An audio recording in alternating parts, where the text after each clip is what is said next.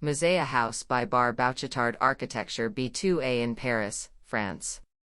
The project focuses on the extension of a mid-century house, on the edge of the Mouzaïa neighborhood in Paris. This construction is typical of the row houses on Beauregard Hill and leans against the slope, the first floor being raised above the garage and the entrance hall.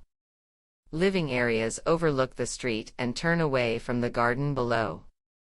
The operation meets this primary desire of finding a direct link to the outside space and a second wish for a small and more intimate living room, an extra room inherited from family memories. The neighborhood, preserved by its singularity and the presence of an old quarry underground, implies a certain modesty in the intervention. These multiple conditions fabricated the project, making the most of some given opportunities.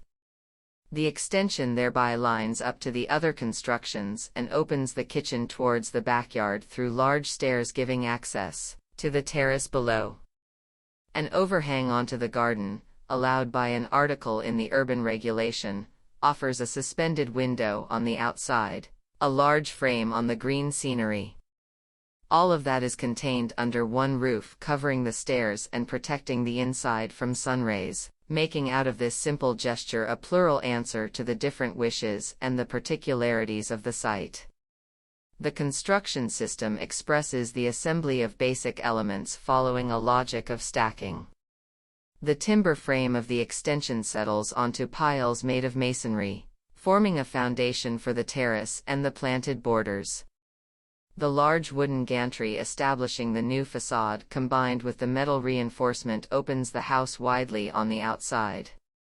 The two main elements hold up wooden rafters regularly set on the primary framework. Crowning this layering, the roof benefits from the different thicknesses of the cover to withdraw the gutter.